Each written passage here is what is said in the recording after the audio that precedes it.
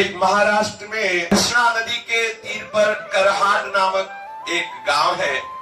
वहां एक ब्राह्मण रहते थे। उनके घर में केवल 4 लोग थे। वो ब्राह्मण और उस ब्राह्मण की ब्राह्मणी और उसका पुत्र और उसकी पुत्र वधू। पुत्र वधू बड़ी ही साध्वी और बड़ी ही भक्ता थी। पुत्र वधू का जो नाम था वो सखुबाई था। पुत्र वधू का नाम सखुबाई था। और जो सास थी और जो ससुर थे और जो पति थे, ये तीनों एक ही राशि के थे। दूसरे शब्दों में धुंधकारी थे। जितना उपद्रव करे उतना ही कम। और पूर्ण सती साध्वी सखुबाई बचपन से संत महात्माओं का संग करके निरंतर श्री कृष्ण के चिंतन में तन्मय रहने वाली। अब प्रारब्ध होता है, भगवान की ऐसी लीला होती है जैसे गाय जो है कसाई के चक्कर में फंस जाए। ऐसे वो साध्वी सखुबाई का ब्याह ऐसे परिवार में हुआ जहां ससुर भी दुष्ट स्वभाव वाला और सास जब तक सखुबाई के 2-4 थप्पड़ लगा के बाल खींच के सैकड़ों गालियां ना दे दे तो उसको राजभोग पचता नहीं था। और रात्रि में जब तक पैर दबवा के 2-4 गालियां दे के 1-2 लात न जमा दे तब तक सहन नहीं होता था। ऐसा उसका स्वभाव था। देखो, ये भक्त का जीवन है। लेकिन कभी सखुबाई ने कभी किसी के पास जाके या पड़ोस में कभी किसी से नहीं बोला। अगर पति के सामने आंसू बहा के कुछ बोलने का अवसर भी मिले और अगर कभी एक बोले तो पति उल्टा और 4 थप्पड़ मारे, गालियां दे। क्योंकि जैसे माँ जैसे पिता वैसे ही वो बेटा। सखुबाई को बहुत कष्ट दिया जाता। लेकिन बलिहारी सखुबाई की भक्ति की कि एक क्षण के लिए भी कभी वो भगवत विस्मरण नहीं होने देती। ये देखो, और कभी ये नहीं कि सास से द्वेष करे, पति से द्वेष करे या ससुर से द्वेष करे, कभी ऐसा नहीं। जो उपासक प्रेम रस को प्राप्त करना चाहता है, भगवत साक्षात्कार करना चाहता है, इन भक्तों से शिक्षा ले। उसी घर में रह के और सब कार्य, ससुर स्नान करेगा तो पानी सखुबाई को भरना है, उसके कपड़े सखुबाई को धोने हैं, सास के कपड़े धोने हैं, पति के कपड़े धोने हैं, सबको भोजन बनाना, सबके बर्तन में, और बाद में जो जूठन बचे वो खाने को देना। और जब सखुबाई भगवत स्मरण करते हुए प्रसाद पावे तो सासू बैठ के जैसे लोरिया सुनाई जैसे गालियां सुनावे। सोचो कैसा जीवन उस महान भक्ता का, कितना क्लेश में जीवन, पर कभी कठोर वचन भी उसने सास से नहीं बोले। जो मान अपमान को, जो लाभ हानि को, जो जय पराजय को, सुख दुख को समान भाव से सहते हुए भगवत स्मरण करता है, भगवान उसके अधीन हो जाते हैं। ये भक्ति का स्वरूप थोड़ा समझना है हमें। यदि हम अनुकूलता को भक्ति समझेंगे तो हमें भागना पड़ेगा, हमें महाअमृत पद से वंचित होना पड़ेगा, हमें ऐसे महासौंदर्य सिंधु प्रभु के दर्शन का अधिकार प्राप्त नहीं होगा। हमें मान अपमान समान रूप से सहना है, लाभ हानि समान रूप से सहना है, सुख दुख समान रूप से सहना है। और हमें देखना है कि मान के समय या अपमान के समय कहीं भगवत विस्मरण तो नहीं हो रहा। लाभ के समय या हानि के समय, दुख के समय या सुख के समय कभी हम प्यारे को अपने भूल तो नहीं रहे हैं। हमें सदैव अपने प्यारे के स्मरण में रहना है। सखुबाई को पीटा जाता है, गालियां दी जाती है, क्लेशात्मक व्यवहार किया जाता है, लेकिन सखुबाई के हृदय में ऐसा विठ्ठल बसे हुए है इसका कोई प्रभाव नहीं पड़ता। वो अधिक दुष्टा अभिमानी कुटिला कठोर हृदया जो सास है, ऐसी परम भागवत परम दयालु श्री सखुबाई को प्रति क्षण क्लेश दे रही है। और तीनों एक से बढ़कर मनमानी क्लेश देते। शक्ति भर के जितनी ताकत है सखुबाई को सताते, उनको सताने में सुख मिलता। शरीर सूख रहा है सखुबाई का, फटे पुराने कपड़े पहनने को मिलते हैं, रूखा सूखा खाने को मिलता है, प्रतिक्षण डांट पिटाई, लेकिन हर समय श्री कृष्ण का चिंतन। यह है भक्ति का स्वरूप। और ऐसे ही भक्तों के जीवन में अद्भुत घटनाएं घटती है जिनका यश गान किया जाता है। प्रातः काल से लेकर रात को सबके सो जाने के बाद तक सखुबाई के लिए घर का काम पड़ा रहता। मशीन की भांति बिना विश्राम किए वो काम करती। सखुबाई का शरीर बहुत कृश होने लगा। बिना आलस्य के, बिना थकावट के, कष्ट सहते हुए भी सबको सुख पहुंचाना, सबकी सेवा में मगन रहना और श्याम सुंदर त्रिभुवन मोहन लालजू का अखंड ध्यान और जिह्वा से विठ्ठल विठ्ठल विठ्ठल, कृष्ण कृष्ण कृष्ण, गोविंद गोविंद, ये सदैव नाम उच्चारण होना। घर के काम काज को ऐसा नहीं कि बेमन करे, सुचारू पूर्वक जैसा होना चाहिए वैसा, और दिल में 10-20 बार सखू को उसके माँ और उसके पति गालियां देते, पीटते। ऐसा आश्चर्य की बात नहीं है। भागमती बाई के लिए भी आया है कि राजा उनके ऊपर बिस्तर लगा के सोता और कोड़ों से मारता। भागमती बाई जिनका यश गाया जाता है। ये भक्तों के जीवन में ऐसे विचित्र विचित्र लीलाएं आती है कि यदि ये साधारण भक्त सुने तो उनको भय लगे कि भक्ति में ऐसा भी होता है क्या। हम तो सुनते थे चकाचक आनंद 56 भोग प्रसाद पाओ, यहाँ तो कोड़ों का भोग लग रहा है, यहाँ तो बड़ा क्लेश लग रहा है। अरे ये उन चरम सीमा के भक्तों की बात है जिनका उदाहरण दिया जाता है। अगर बच्चा 5 किलो उठाता है तो पिता 2 कुंतल उठाने के लिए नहीं कहता। अपने लोग जितने लायक है उतने ही प्रभु हमारे साथ व्यवहार करेंगे। श्री सखूबाई अपने शील और स्वभाव को निरंतर प्रभु के चिंतन के अनुसार ऐसा शांत बनाए हुए थी कि चाहे कितना भी प्रतिकार हो, कभी वो सास से लौटकर जवाब नहीं दिया। सास के सामने वो कभी जवाब नहीं खोलती। पति के सामने 2 बूंद आंसू निकालने का अवसर उसके पास नहीं था, क्योंकि पति सास से भी ज्यादा कर्कश था। अधिक क्या, निर्दय हृदया पिशाचनी वो सास सखू को पेट भर भोजन भी न देती। घर में अनेक पदार्थ उससे बनवाती, अच्छे अच्छे पदार्थ पाती और अपने लिए रख लेती आगे के लिए, लेकिन सखूबाई को वही रूखा सूखा बासी पवाती। पुत्र, माँ और ससुर तीनों भरपेट पाते, सखूबाई को भरपेट भोजन भी नहीं। इतना होने पर सखू अपने दारुण दुख को श्री भगवान की कृपा का अनुभव करते हुए आनंदित होकर के सहती। सखू की दशा पर गांव के स्त्री पुरुषों को बहुत तरस आता, पर किसी की हिम्मत नहीं होती कि कोई समझा सके। ब्राह्मणी के डर से कोई सखू से बात भी नहीं कर सकता था। सखूबाई मन ही मन भगवत कृपा का अनुभव करती हुई सोचती, कितने कृपालु हैं श्री कृष्ण। देखो ये भक्त का स्वभाव, कितने कृपालु हैं। यदि पति हमसे प्यार करता तो श्री कृष्ण के प्यार में बाधा पड़ जाती। यदि सास हमें प्यार करती, ससुर प्यार करते तो इनमें मन बंटता। सखूबाई एकांत होकर यही सोचती, कितने कृपालु श्री कृष्ण है कि हमें ऐसा परिवार दिया है कि मेरा मन केवल श्री कृष्ण में लगेगा, इनमें लगेगा ही नहीं। ये कितनी कृपा है। देखो भक्त हर परिस्थिति में आनंदित रहता है, कृपा का अनुभव करता है। यदि श्री कृष्ण की कृपा ना होती तो मैं मोहवश ससुर, सास और पति के मोह जाल में फंस जाती। कितनी कृपा हमारे प्रीतम हमारे ऊपर करते हैं। एक दिन किसी पड़ोसी ने अवसर पाकर भाग करके सखूबाई के पास जाके पूछा, बहन इतना कष्ट दिया जाता है और तू कोई उपाय नहीं करती, तेरे नैहर में कोई है नहीं क्या? तू इतना दुख भोगती है, क्या तेरे नैहर वाले कोई खबर, कोई ऐसा उपाय करके कि आपको ये कष्ट से बचा ले? कोई है नहीं, न कोई खबर लेने आता है, न कोई तुम्हारा सहयोग करता है। सखू ने मुस्कुराते हुए कहा, जानती हूँ मेरा नैहर कहाँ है? कहाँ है? पंढरपुर में। और मेरे नैहर वाले कौन जानते हो? विठ्ठल और रुक्मिणी जी, विठ्ठल और रुक्मिणी जी। और सखी उनके बहुत बड़ा परिवार है, असंख्य संतानें हैं। हमें लगता है कि वो असंख्य संतानों की व्यवस्था में भूले हुए हैं, इसीलिए मुझ गर्विणी की तरफ वो खोज खबर लेने नहीं आ पा रहे, पर उनकी बहुत कृपा है हमारे ऊपर। अब वो बेचारी पड़ोसनी क्या समझे कि किस दशा में, किस भाव में किनको बोल रही है। पंढरपुर महाराष्ट्र का एक प्रसिद्ध धाम है। यही आषाढ़ शुक्ला एकादशी को बड़ा भारी मेला लगता है। भगवान पंढरीनाथ श्री विठ्ठल के दर्शनार्थ लाखों नर नारी दूर दूर से भगवान नाम कीर्तन करते हुए, नृत्य करते हुए उत्साह पूर्वक पंढरपुर की यात्रा करते हैं। जब यात्रा का दिन आया, भक्तों की मंडलियां कीर्तन करते हुए पंढरपुर के लिए चारों ओर दल बना बना करके सब नाचते हुए जाने लगे। कोई मृदंग में, करताल में सुंदर भाव विभोर होकर के स्वर निकाल रहे, कोई झांझ बजा रहे, कोई नाम घोष कर रहे, कोई नाच रहे, कोई पैरों में घुंघरू बांध करके मतवाले होकर के ताल में ताल मिला रहे, श्री हरि के गुणगान, हरि के लीला चरित्रों का गान करते हुए भक्तों की मंडली को देख करके सखुबाई के हृदय का बांध टूट गया।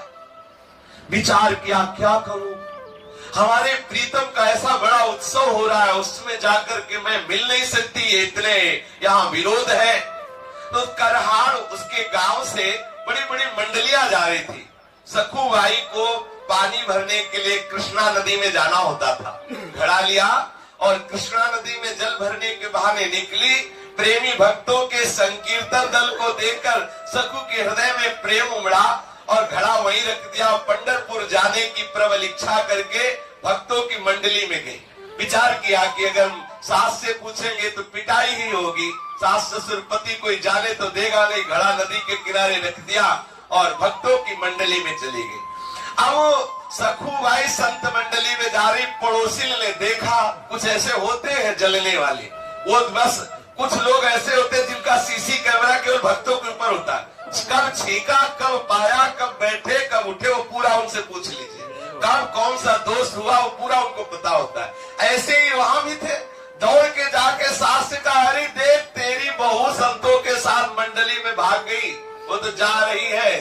अब सास ने अपने बेटे से कहा कि देख मैं कहती थी वो है दुष्ट, नहीं माना, जा जल्दी जा। अब बड़े बड़े डंडे निकाले सास ने भी, पति ने, और दौड़ लगाई। जाके देखा तो भक्तों के बीच में उन्मत्त हो रही है सखुबाई, नाम कीर्तन और बड़ा आह्लाद हो रहा है। अपने प्रीतम के दर्शन के लिए विशेष इच्छुक है और जैसे जहरीली नागिन फुफकार मारते हुए जाए वैसे ही लड़के के साथ वो सास वहां से भागती हुई आई। क्रोध में आग बबूला होकर के सब संतों के बीच में जाकर उसके बाल पकड़े, घसीट के बाहर लाई, वही डंडा शुरू कर दिया मारना। देखो पानी लेने भेजा था, ये जा रही संतों के साथ जो गालियां देना वो सब गालियों की पुष्पांजलि सारे रास्ते में बरसती रही और डंडा का भोग लगता रहा सखुबाई के ऊपर। घर में जाकर के डट के पिटाई की तीनों ने मिलकर, सास ने, ससुर ने और पति ने भी। सखुबाई हा विठ्ठल, हा कृष्ण, हा गोविंद। ये देखो महान भक्तों का स्वरूप है, महान भक्तों का चरम अवस्था की भक्ति का ये स्वरूप है। मीराबाई, करमेती बाई, जितने रत्नावती, जितने बड़े बड़े भक्ति स्वरूपाए सखियां हुई है और जो बड़े बड़े भक्त हुए हैं, इनके जीवन में भगवान ने ऐसी प्रतिकूलता की कृपा की वर्षा की जो साधारण सुनकर कांप जाए। अब सोचो, तीनों ने मिलकर डट के पीटा और सास कहती है अरे अभी ये मामूली मार है, इससे मानने वाली नहीं, ऐसा पीटो कि चलने लायक न रहे, फिर भाग जाएगी, ये फिर पंढरपुर की यात्रा करेगी। और सुनो, अभी 2 सप्ताह है पंढरपुर की यात्रा की, इसको जकड़ करके खंभे में बांध दो, बिल्कुल 2 सप्ताह ना रोटी ना पानी, और रोज इसकी पिटाई करो, तब ये मानेगी। और सास की आज्ञा हुई और सखुबाई को बांध दिया उनके ससुर ने और पति ने, और पिटाई की, भोजन देना बंद। देखो कितना कष्ट, आप विचार करके जरा उस स्थिति में देखो, एक कृष्ण वाली भगवत भक्ता, उसके साथ ऐसा दुर्व्यवहार, मार पिटाई, भोजन नहीं, और बड़ी जोर से रस्सी से बांध दिया गया सखुबाई को, खींच करके बांध दिया गया कि सखुबाई की त्वचा में वो रस्सी धस गई, ऐसे जोर से बांध दिया गया। सखु का शरीर वैसे ही कृष्ण था, क्योंकि खाने पीने को ठीक से मिलता नहीं, दिन भर सेवा, पर उसके मन में कोई दुख नहीं है। उसके हृदय में ये दुख नहीं कि मुझे बांध दिया गया, मुझे मारा गया, मुझे गाली दी गई, ऐसा नहीं। एक हृदय में पीड़ा है कि हे श्री कृष्ण, आपके भक्तों के बीच में मुझे कितना सुख मिला। पहली बार जीवन में भक्त मंडली में मुझे नाचने को मिला, आपके दर्शन के लिए मैं जा रही थी, मेरी सामर्थ्य नहीं कि मैं इस जन्म में इस नरक से निकल सकूं। हे करुणानिधान, हे दीनों पर दया करने वाले श्री हरि, क्या ऐसा नहीं हो सकता कि मैं आपके दर्शन कर पाऊं इस जन्म में? क्या मैं प्रगट में आपके मंदिर में आकर के आपके भक्तों के बीच में नहीं नाच सकती? सखुबाई आंसू बहाते हुए, हे कृष्णचंद्र, हे गोपाल, आज मैं तेरे हाथ बिक गई। प्यारे, मोर मुकुट धारण करने वाले, वैजंती माला धारण करने वाले, हे पीतांबरधारी, दीन जान करके कुछ ऐसा उपाय करो कि मैं आपके दर्शन कर सकूं। मैं बहुत पतित हूँ, दीन हूँ, अधम हूँ, मेरी सामर्थ्य नहीं मैं आप तक आ सकूं। अपने भक्तों के लिए कच्छ मच्छ वारा सुकर न जाने कौन कौन से अवतार धारण किए, आपके लिए क्या दुर्लभ है। हे प्रभु आप कृपा करो, बहुत सुंदर अवसर, भक्ति की मंडलियां जा रही हैं, आपके दर्शन करने के लिए बार बार अवसर नहीं आएगा। हे नाथ आप कृपा करोगे तभी दर्शन हो सकते, मेरी सामर्थ्य तो है नहीं कि मैं उसके चुंगल से छूट सकूं। सखुबाई श्री हरि का आंतरिक चिंतन कर रही है। श्री हरि को चैन कैसे पड़ सकता है। रुक्मिणी जी ने देखा तो चेहरे में उदासी, बड़ी चिंता। पूछा कि नाथ आपका चिंतन करने से सबकी चिंता खत्म हो जाती, आप चिंता में कैसे। हमें लगता है जब जब आपके चेहरे पर श्रीमुख में चिंता दिखाई देती तो किसी भक्त के लिए, कोई भक्त हमें लगता है कष्ट में है। भगवान ने कहा एक ऐसी भक्त है, पूछो मत, कितना पीटा गया उसको, कितना क्लेश दिया गया, वो हमसे मिलना चाह रही है और उसको बांध दिया गया है। आर्त पुकार से मेरा हृदय जल रहा है। सखुबाई मुझे पुकार रही है। पूरा रहस्य नहीं बताएंगे, थोड़े दिन के लिए तुमको विरह सहना पड़ेगा, क्योंकि ये भक्त ऐसा नहीं कि जाके दर्शन दिया और लौट के आ गए, हमें वहां रहना पड़ेगा कुछ दिन, तभी बात बनेगी।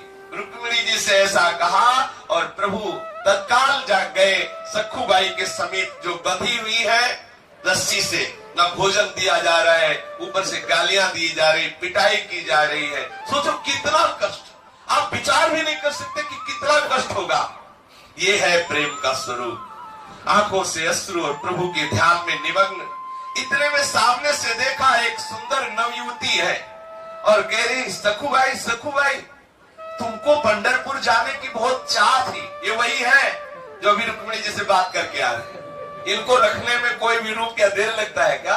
बहुत सुंदर नवयुवती का रूप रखा और बोले प्रभु सखुबाई मैंने सुना तुम पंढरपुर जाना चाहती हो, तो सुनो चलोगी हमारे साथ पंढरपुर। सखुबाई ने एकदम आंख खोली, देखा कि कोई प्यार से हमें बोले, यहाँ तो गालियां और डंडा चल रहे हैं।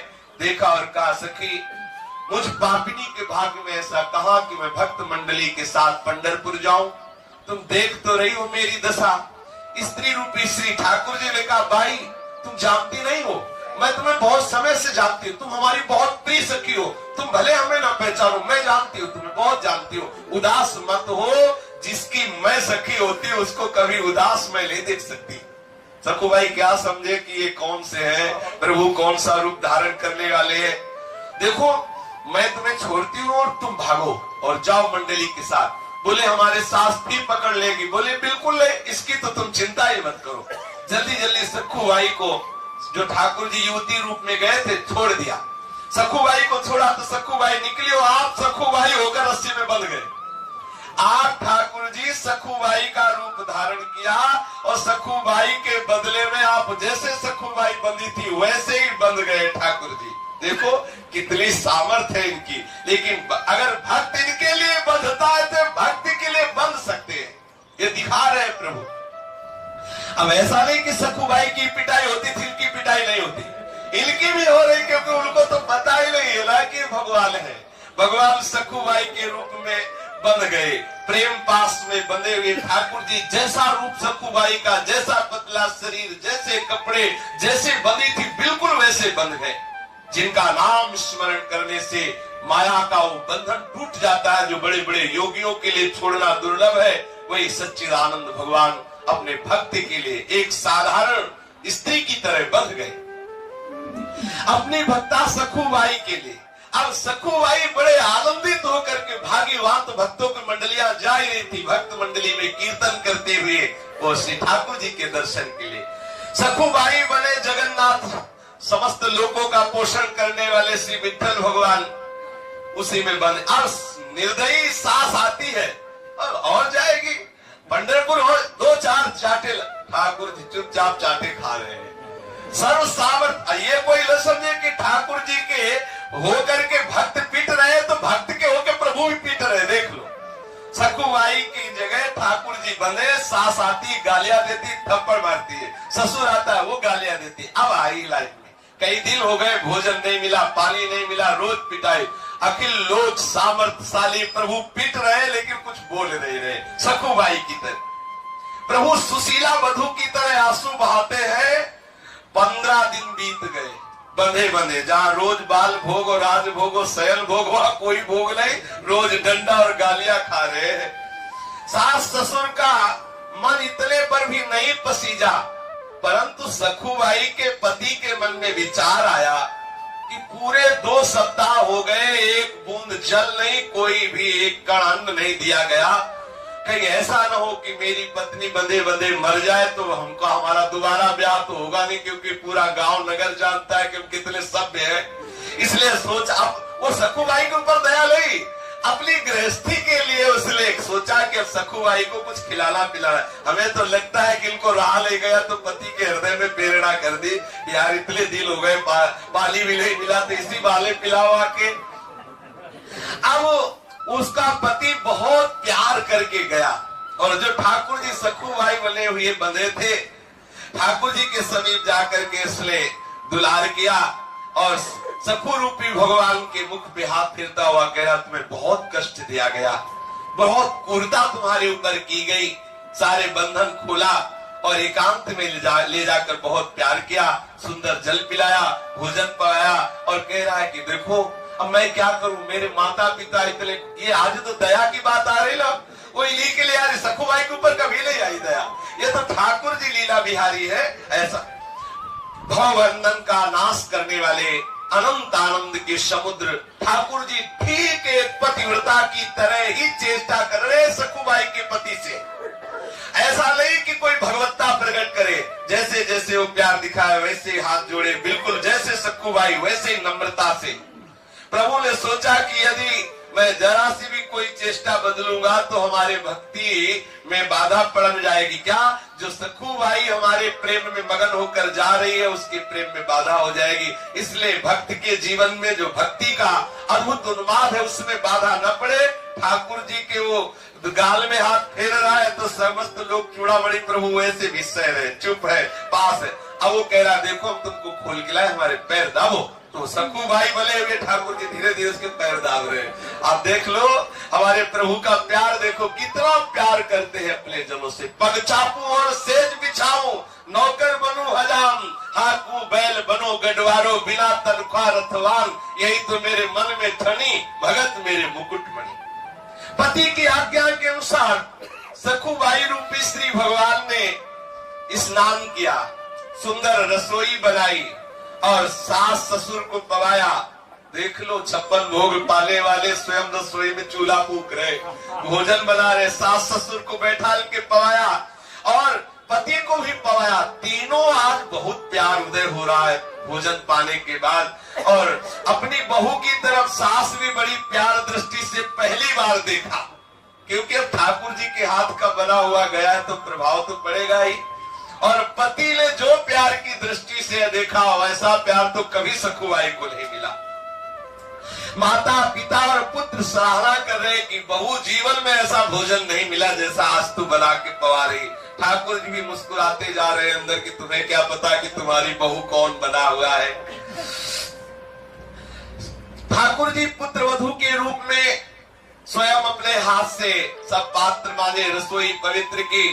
और वो जो पति बने हुए सखुबाई के हैं उन्होंने सखुबाई को आज बहुत प्यार किया।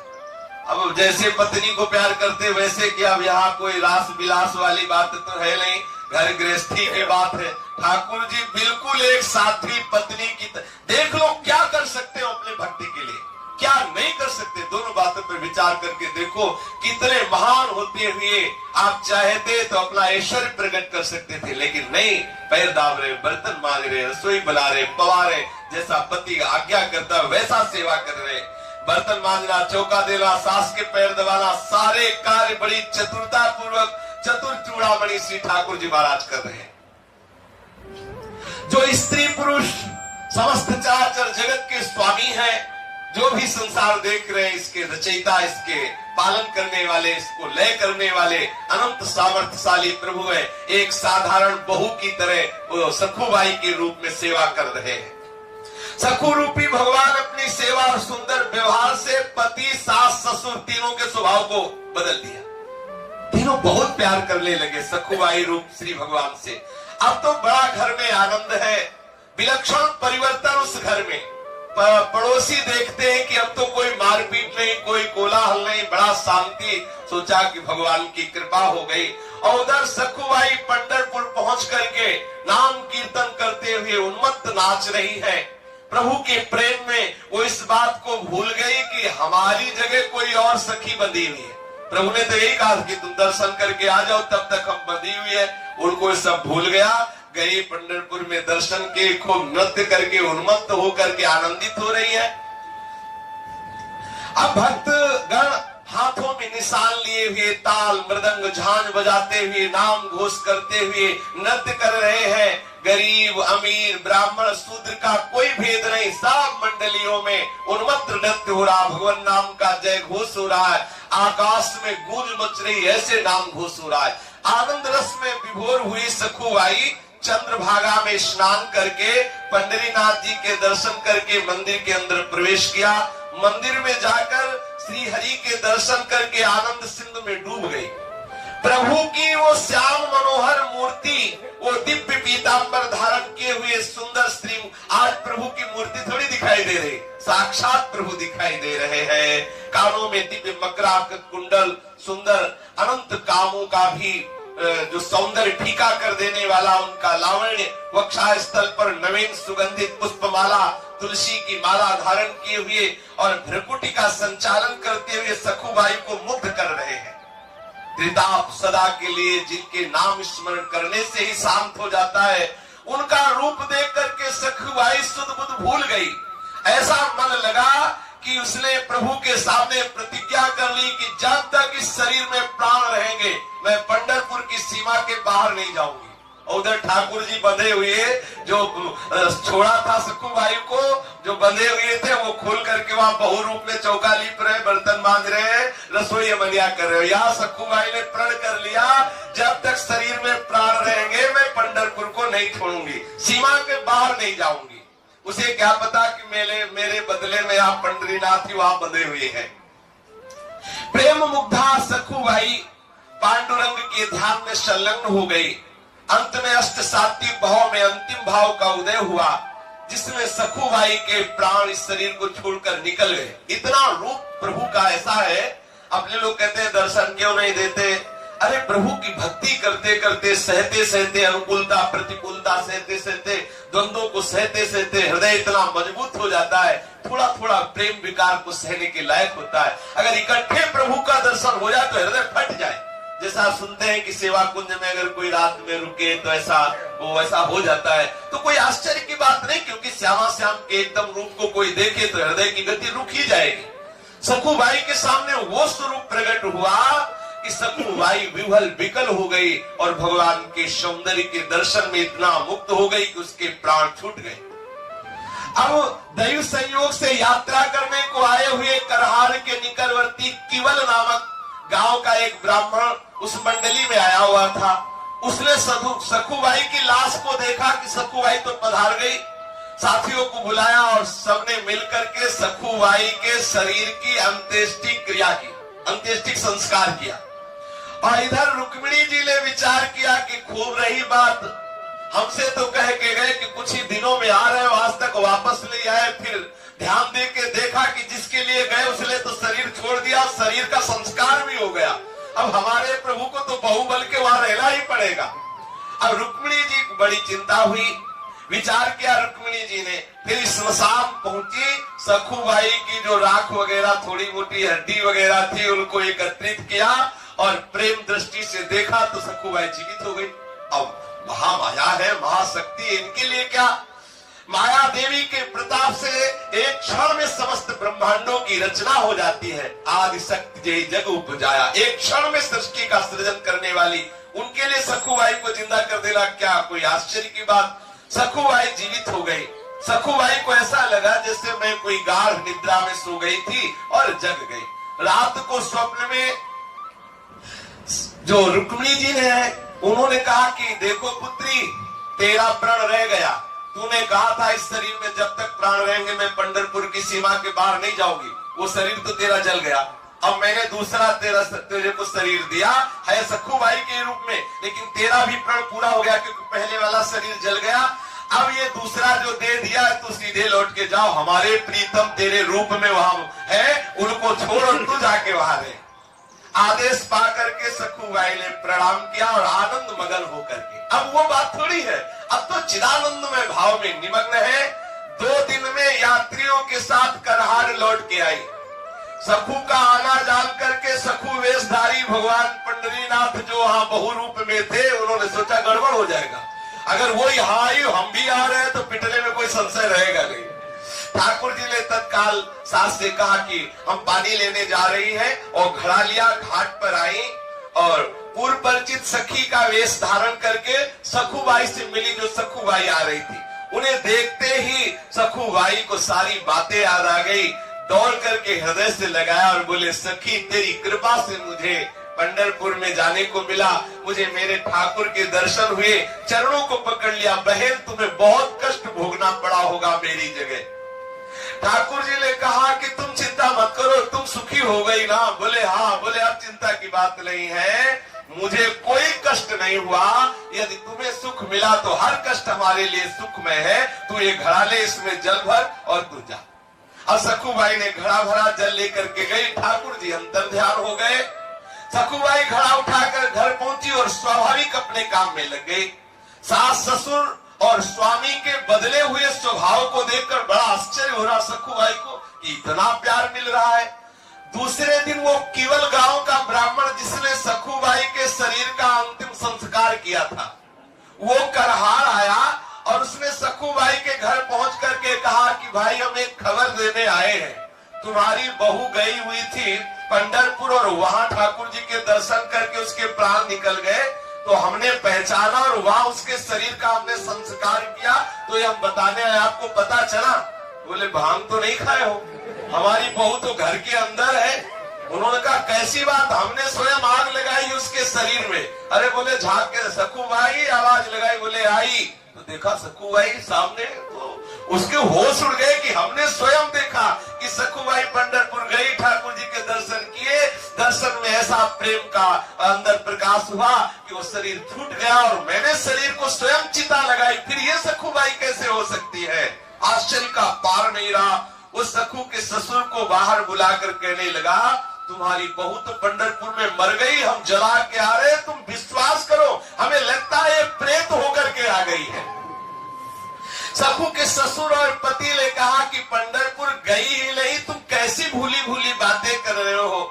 आखिर ब्राह्मण के बहुत कहने पर ससुर ने सखु को अपने पास बुलाकर पूछा, प्यारी बहू तुमको तो हमने यहाँ बांध रखा था, ये कहते हैं कि तुम पंढरपुर में गई और वहां मर गई और वहां इन्होंने आग लगाई, ये कैसी बात है? सखु ने कहा कि प्रभु बात ये जो कह रहे हैं सत्य बात कह रहे हैं। सखुबाई ने कहा ये जो कह रहे हैं बिल्कुल सत्य कह रहे हैं। जिस समय आपने मुझे बांध रखा था उसी समय कोई स्त्री आई थी, नवयुवती, और मेरी सहायता की, मुझे खोल दिया। मैं भक्तों के साथ पंढरपुर गई और वो यहाँ बंधी रही, मुझे तो वहां भेज दिया और स्वयं आपका वो नाना प्रकार का जो प्रतिकूल व्यवहार सहती रही। मैं पंढरपुर जरूर गई थी, वहां एक दिन मुझे बेहोशी भी हुई, पीछे मुझे मालूम हुआ कि मैं मर गई थी, मेरे शरीर को जलाया गया, पर रुक्मिणी जी ने मुझे पुनः जिला दिया और लौटाया मुझे। कृष्णा नदी के समीप जब मैं आई तो वो युवती जिसने मुझे खोला था और स्वयं बंधी थी, वो घड़ा दे करके और चली गई।